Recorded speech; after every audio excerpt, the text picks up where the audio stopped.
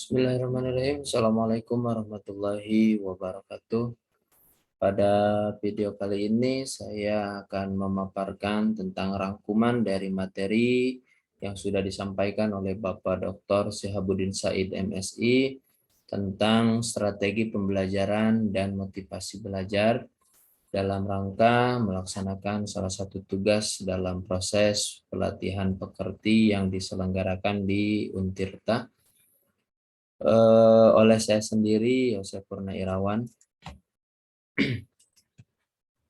Yang pertama, di sini kita akan membahas tentang strategi pembelajaran, di mana pada strategi pembelajaran ini tentu ada dua hal yang akan kita coba bahas satu persatu. Yang pertama, yaitu strategi, dan kedua ada pembelajaran. Sebelum kita gabungkan, kita coba pecah dulu apa yang disebut dengan strategi dan juga apa yang disebut dengan pembelajaran. Strategi di sini merupakan pendekatan secara keseluruhan yang berkaitan dengan pelaksanaan gagasan, perencanaan, dan eksekusi sebuah aktivitas dalam kurun waktu. Sedangkan pembelajaran adalah proses interaksi antar mahasiswa dengan dosen atau antara peserta didik dengan pendidik dan sumber belajar pada suatu lingkungan belajar.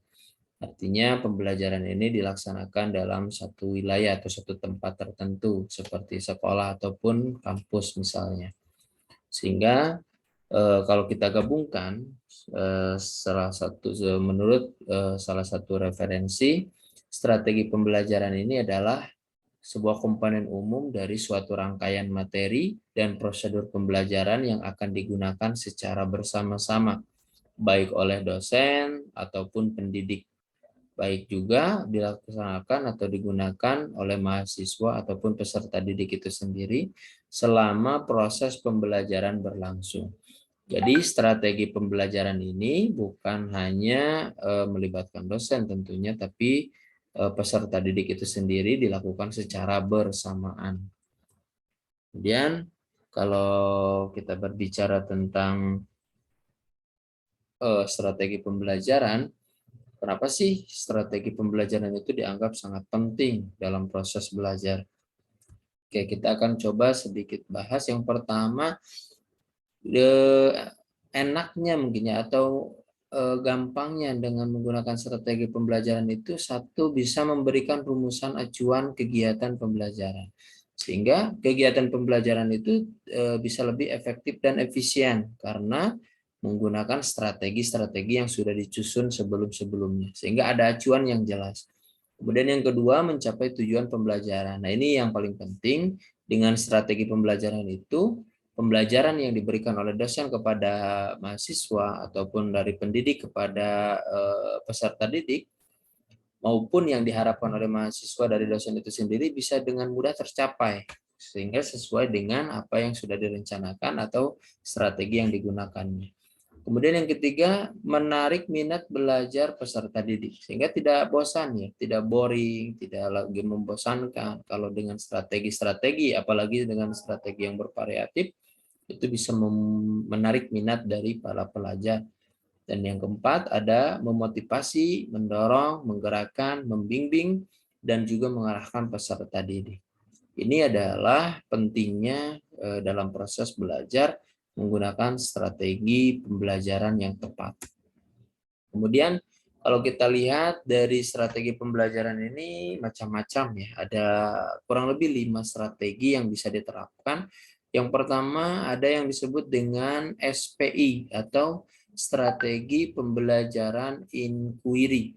Apa maksudnya? Di sini adalah proses pembelajaran yang bersifat kritis dan analisis untuk mencari dan menemukan jawaban dari suatu masalah yang dinyatakan.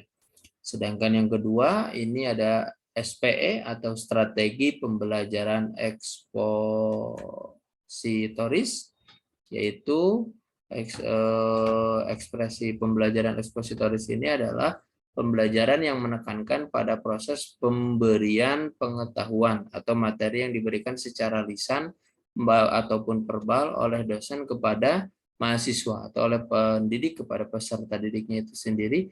Untuk apa? Untuk membantu mahasiswa agar menguasai materi pembelajaran secara optimal dan lebih efektif. Kemudian yang ketiga ada yang disebut dengan SPBM atau strategi pembelajaran berbasis masalah.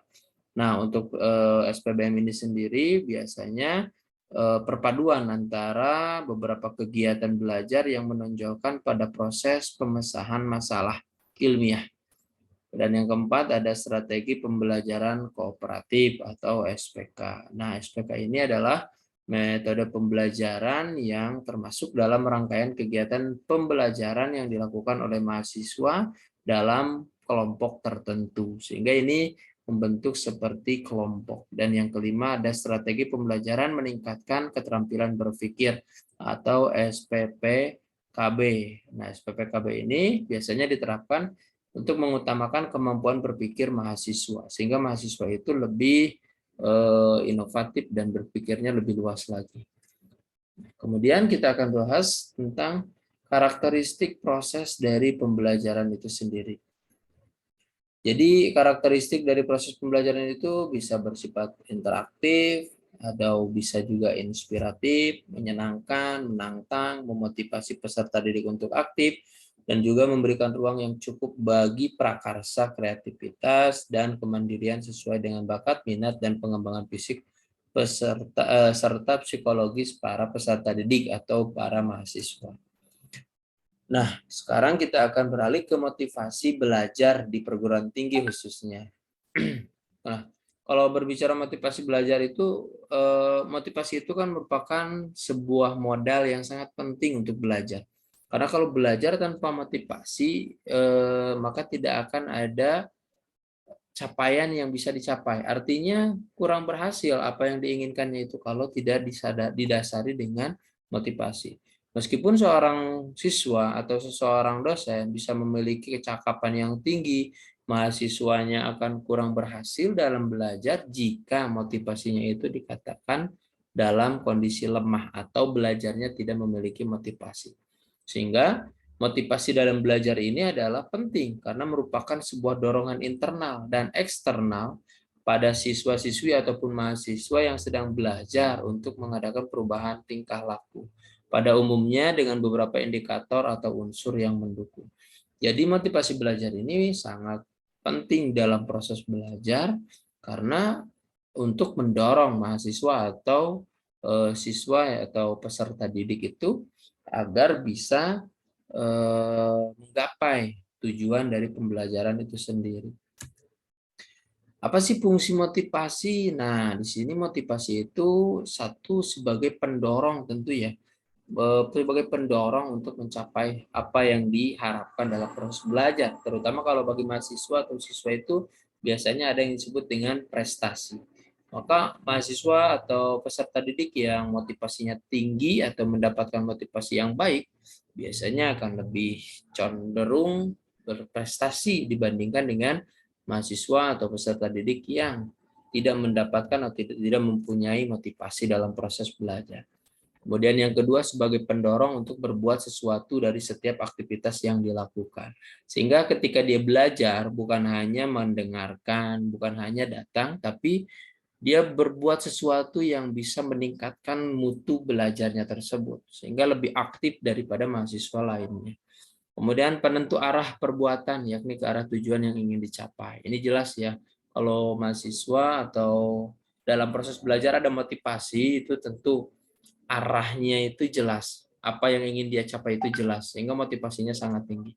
Dan yang terakhir adalah menyeleksi perbuatan, sehingga bisa memilah mana yang bisa menguntungkan, mana yang bisa merugikan, atau mana yang lebih bermanfaat, dan mana yang tidak bermanfaat atau sia-sia. Bagaimana agar cara bisa menumbuhkan motivasi belajar pada mahasiswa? Di antaranya yang pertama bagi dosen mungkin bisa memberikan angka. Hal ini memerlukan unsur objektivitas dalam memberi nilai yang hendaknya angka tersebut mencerminkan aspek kognitif. Artinya ada angka-angka yang harus diberikan oleh dosen itu sendiri agar setiap mahasiswa atau peserta didik itu menjadi lebih giat lagi. Seperti misalkan setiap apapun yang mereka jawab atau mereka dikerjakan itu diapresiasi dengan memberikan nilai. Kemudian bisa juga dengan memberikan hadiah. Hadiah ini akan sangat menarik bagi mahasiswa, motivasi dalam melakukan suatu pekerjaan. Hadiah bisa berupa barang ataupun bisa berupa apapun yang bisa membuat mahasiswa itu meningkat prestasi atau motivasi dalam belajar. Yang ketiga ada kompetisi, atau ini biasanya menggapai prestasi ya. Kalau kompetensi ini biasanya dosen menawarkan persaingan untuk menuju siapa yang terbaik di kelas, atau dengan lomba-lomba seperti lomba-lomba dalam mata ajar tertentu yang juaranya siapa, ada satu yang terbaik dan sebagainya. Itu kompetensi. Yang keempat ada ego involvement, menumbuhkan kesadaran dalam diri mahasiswa agar merasakan pentingnya tugas sekolah dan menerimanya sebagai suatu tantangan, sehingga mahasiswa berusaha keras mengerjakan tugas dengan harga dirinya sebagai jaminan. Nah, ini membangkitkan rasa semangat atau rasa percaya diri dari mahasiswa itu tersebut, agar dia merasa ego di sini bukan dalam arti ego yang jelek, tapi ego dalam arti memperjuangkan jati dirinya untuk menjadi yang terbaik tentunya dalam proses belajar. Kemudian yang terakhir adalah memberi pujian. Secara psikologi, seseorang pasti akan lebih senang dipuji daripada dilecehkan. Sehingga yang perlu diperhatikan di sini adalah kualitas pujian itu harus sesuai dengan prestasi.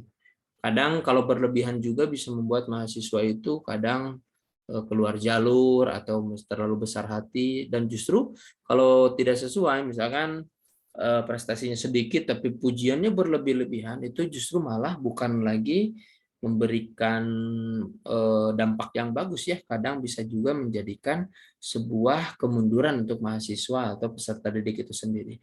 Jadi beri pujian itu sesuai dengan apa yang sudah mereka lakukan atau apa yang sudah mereka capai. Nah, itu mungkin yang bisa saya sampaikan pada video kali ini terkait rangkuman dari materi yang sudah disampaikan sebelumnya oleh Bapak Dr. Syihabuddin Said MSI. Terima kasih. Assalamualaikum warahmatullahi wabarakatuh.